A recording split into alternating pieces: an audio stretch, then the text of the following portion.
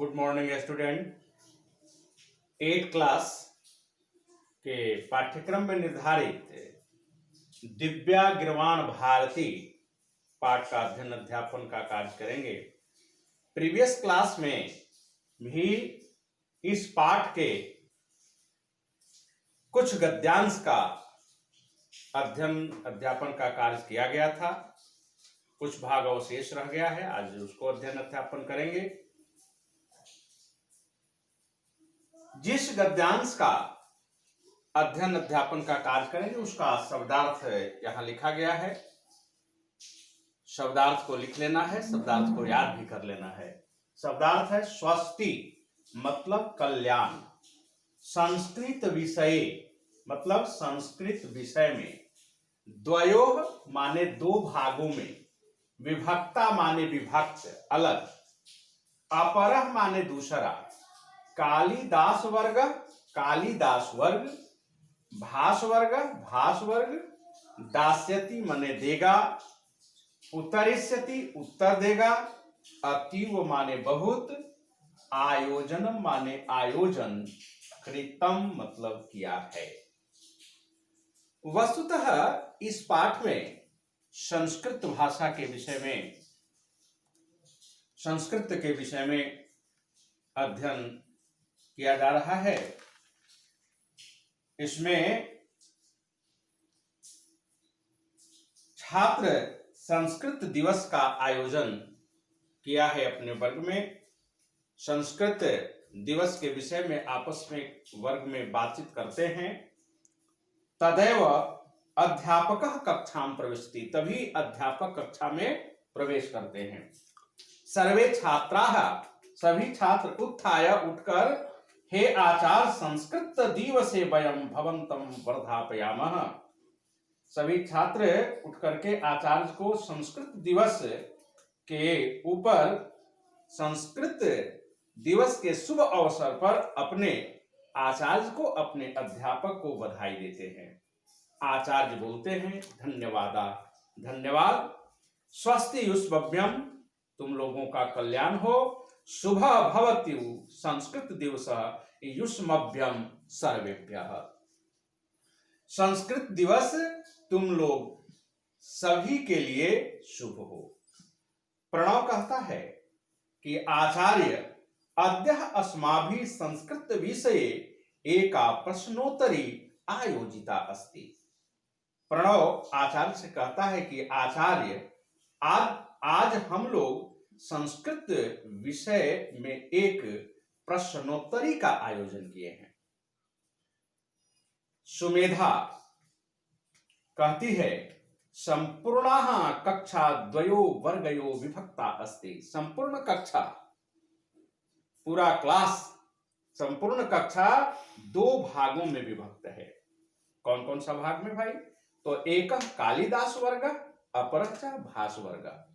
एक कालिदास वर्ग और दूसरा भास वर्ग। मतलब क्लास में लोग अपने आप को बांट लिए हैं, एक को रखे हैं कालिदास वर्ग में और दूसरा को भास वर्ग में।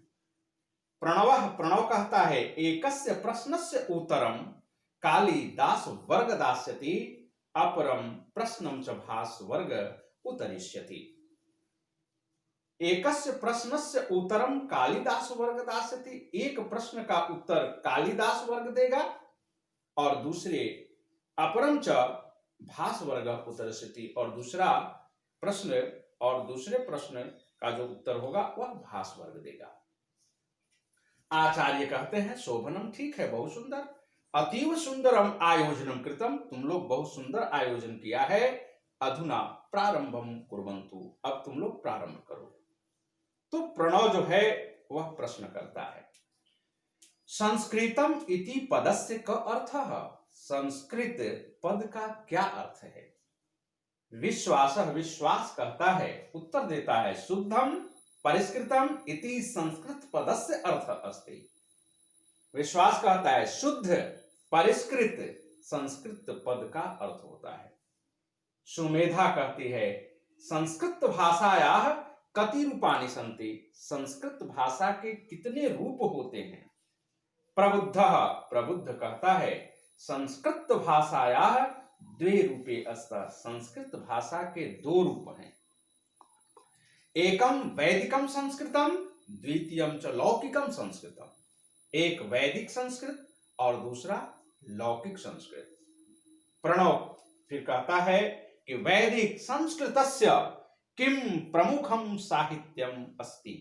वैदिक संस्कृत का प्रमुख साहित्य क्या है? निष्ठा कहती है चत्वारः वेदा ब्राह्मण ग्रंथा आरण्यक ग्रंथा उपनिषदः च वैदिकम साहित्यम कथ्यते। चत्वारः वेदा, चारों वेद, ब्राह्मण ग्रंथ, आरण्यक ग्रंथ और उपनिषद को वैदिक साहित्य कहते हैं। सुमेधा सुमेधा कहती है कि लौकिक संस्कृतस्य आरंभः कदा अभवत्। सुमेधा कहती है कि लौकिक संस्कृत का आरंभ कब हुआ? विवेक उत्तर देता है, कहता है कि वाल्मीकि कालात् लौकिक संस्कृतस्य प्रारंभः मन्यते। वाल्मीकि के समय से लौकिक संस्कृत का प्रारंभ माना जाता है। अस्य कृति रामायणम लौकिक संस्कृतस्य आदिमः ग्रंथः अस्ति। कहता है कि वाल्मीकि काल से लौकिक संस्कृत का प्रारंभ माना जाता है। इनकी कृति रामायण लौकिक संस्कृत ग्रंथ का, लौकिक संस्कृत का आदिमा ग्रंथ यानी पहला ग्रंथ है। यानी कहने का मतलब है कि कहता है कि रामायण लौकिक संस्कृत का सर्वप्रथम ग्रंथ है। बस आज इतना ही, फिर अगले गद्यांश के साथ। धन्यवाद।